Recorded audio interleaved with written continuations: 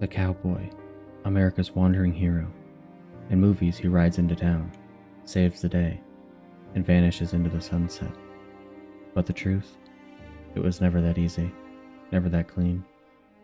The real cowboy was a half laborer, half survivor. A man who spent months on horseback under blistering heat and freezing rain, eating beans off a tin plate, sleeping in dirt, and bathing in rivers when he was lucky. His job wasn't glory, it was work, backbreaking, endless, and often thankless. He lived a life of dust, danger, and loneliness, shaping a frontier that was as unforgiving as it was vast. Today we ride with them, to see what it was really meant to live a day in the boots of a cowboy. Before the first hint of dawn, a cowboy was already awake. The world around him was silent except for the crackle of the dying campfire and the low murmur of restless cattle in the dark.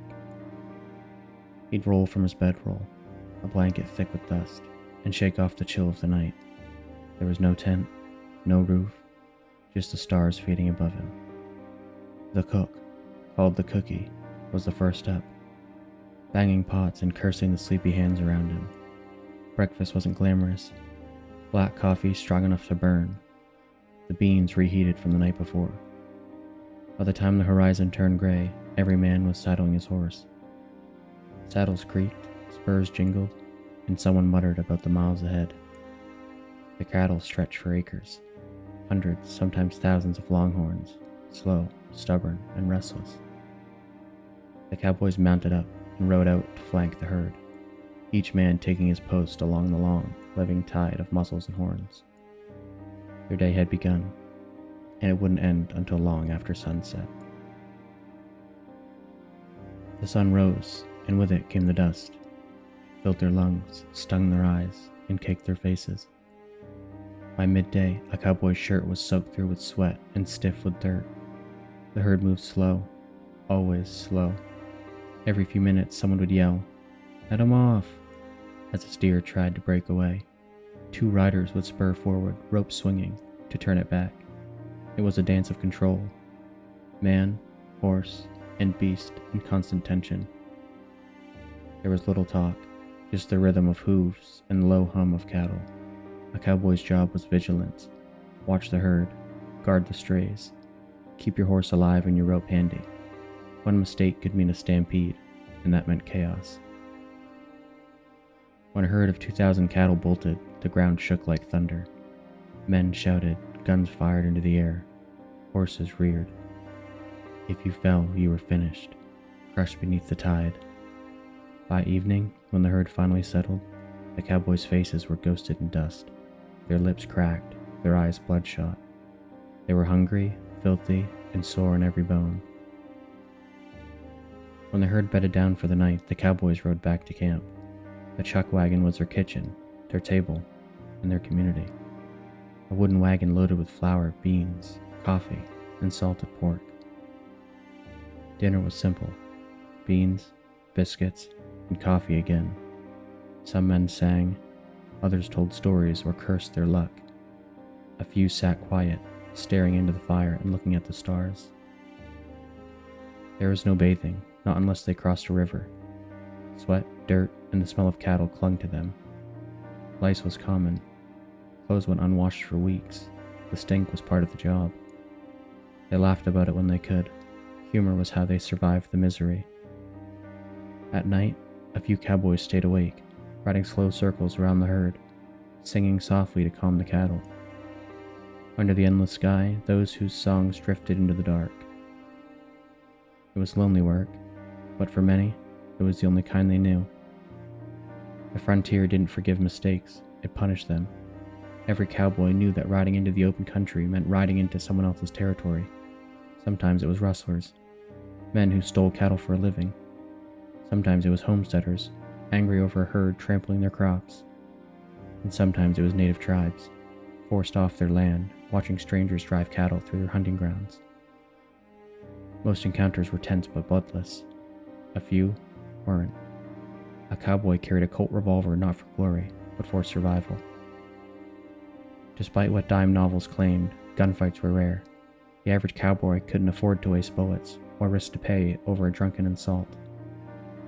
Still, when violence came, it came fast. A card game gone wrong, a drunk knocking over someone's drink, an argument over a stolen horse. The line between a laugh and a killing was 1 second long. For all the human dangers, the deadliest were often the elements. Lightning storms, floods, rattlesnakes, and blizzards. One wrong step could send a horse tumbling into a ravine, or a man crushed beneath it. Broken bones meant death if you were too far from camp, and yet every cowboy kept riding. A cowboy without a horse was no cowboy at all. The animal wasn't just transportation, it was a partner, a lifeline, and often the only living thing a man could truly count on. Their horses, wiry mustangs or mixed breeds, were chosen for endurance.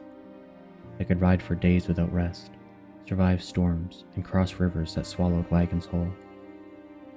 A cowboy learned every sound that meant danger, the twitch of an ear, the tremor in the reins, the sudden snort before a stampede. He trusted his horse to feel what he couldn't see. Many cowboys talked to their mounts like old friends. The weather was the cruelest boss of all. The land was vast, and the sky ruled it. Under the burning Texas sun, cowboys rode through shimmering heat that cooked the earth beneath them. When storms rolled in, the sky turned black and lightning danced over the plains. Winters were worse. The blue northerners, freezing blasts from the Arctic, swept across the plains without warning. Horses shivered and starved. Many didn't make it to spring. Despite it all, there was pride in surviving. Every sunrise meant the chance to prove yourself against the land. Every sunset meant you were still standing. After months of silence, the sound of a town was deafening. Piano music leaking from saloon doors, laughter and shouting spilling into the street. The smell of whiskey and cheap perfume hanging thick in the air. The saloon was always the first stop. A drink cost 25 cents, and most cowboys didn't stop at one. They drank to forget dust, loneliness, and gambled away their pay, and sometimes found companionship upstairs. When too much whiskey mixed with pride, the trouble began. Arguments started over poker games, spilled drinks, or nothing at all. Movies make it seem noble, two men squaring off at high noon. But reality was uglier. Towns like Dodge City, Tombstone, and Deadwood became legends for a reason. There were places where law was thin and tempers thick, and justice was often personal. By dawn, the streets were quiet again. The cowboys were gone, riding out to the next herd, the next horizon. By the late 1880s, the sound of spurs on wooden floors began to fade. The age of the open range, the wild, wandering life of a cowboy, was dying. Railroads stretched farther and faster, reaching deep into what had once been wilderness. Cattle no longer needed to be driven hundreds of miles to market. And then came barbed wire, cheap, effective, and brutal. It fenced off the freedom of the plains. Fights broke out, ranch wars, fence cuttings, blood spilled over ownership of grass and water. Then came the winter of 1886 to 1887, the Great Die-Up, killing millions of cattle and bankrupting ranches. As the real cowboy faded, his legend grew. Writers and showmen turned him into a mythical figure, a symbol of freedom and grit. The real men, though, remembered the hunger, the stink, and the silence. Cowboy life was as rough on the body as it was on the spirit. Hygiene wasn't a priority, survival was. Weeks could pass without a real bath. If the trail crossed the river, that was the bath. Men stripped off their filthy shirts, dove in for a quick rinse, and let the current take some of the dust and sweat. No soap, no towels, just cold water and grit. When rivers were scarce, they'd dry clean, with sand or ashes, scrubbing their hands and arms to scrape off grime. Faces were wiped with bandanas that hadn't been washed in months. Shaving was rare. Beards were the badge of the trail. Clothes were worse. Shirts stiff with salt and dust. Jeans worn thin and crusted with sweat. Socks rarely ever changed. Most men didn't have more than one pair. Lice and fleas were a constant enemy. The cowboys called them the little graybacks. They'd hold shirts over a fire to burn them out, sometimes catching the cloth itself on fire. And saddle sores, raw patches on inner thighs and backs, could turn septic fast. There was no ointment, just grit and prayer. For medicine, the chuck wagon carried a few basics: whiskey, turpentine, castor oil, and maybe a bottle of laudanum. Whiskey doubled as a disinfectant, painkiller, and courage booster. Bacon grease was used for burns. Tobacco spit for stings. When fever hit, you sweated it out or died, quietly beneath the stars. But despite the filth, they took pride in what they could control: polished spur, brushed hat, clean knife, small signs that the men underneath the dirt still gave a damn.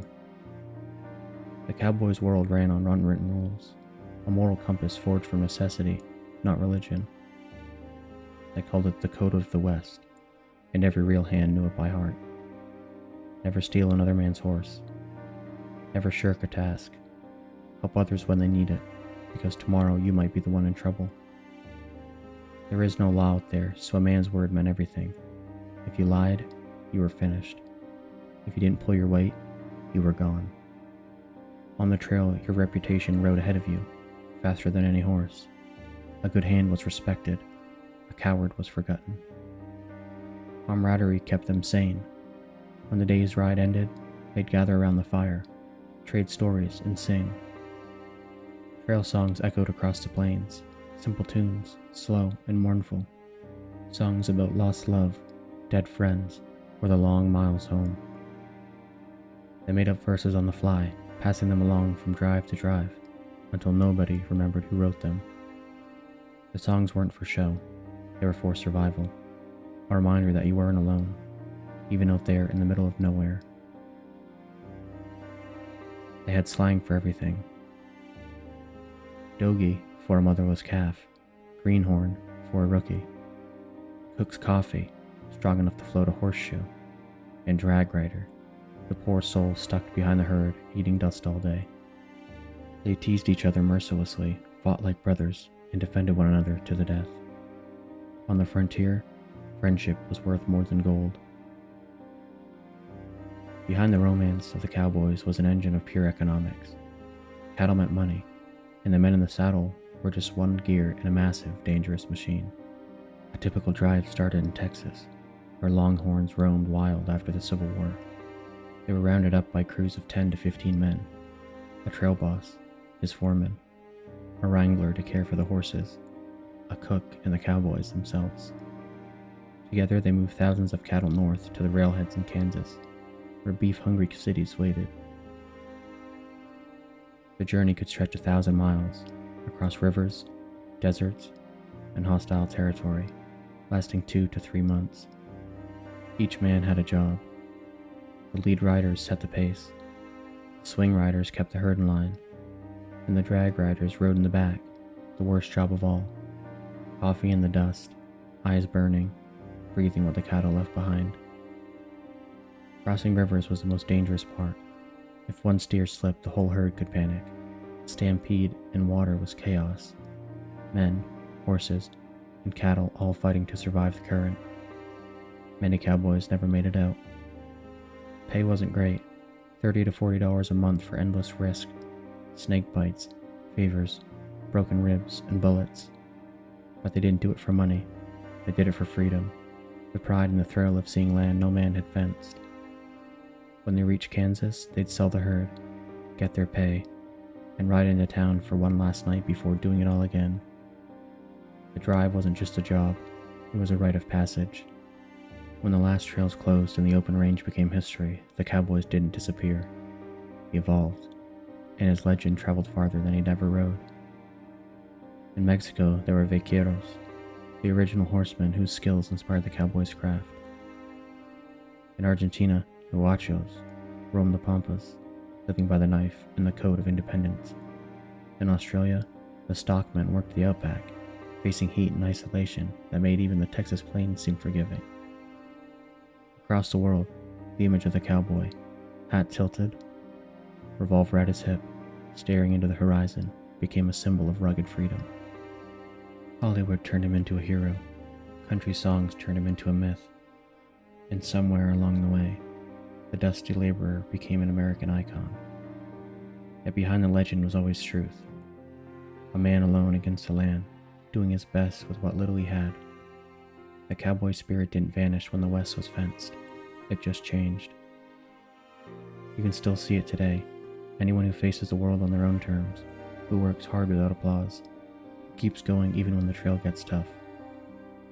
That's the real legacy, and it's why long after the last campfire burned out, the West still rides on in the hearts of those who remember. This has been Sleeping with History, where the past truly never rests, and neither do we. Thanks for watching. Please like, subscribe, and comment.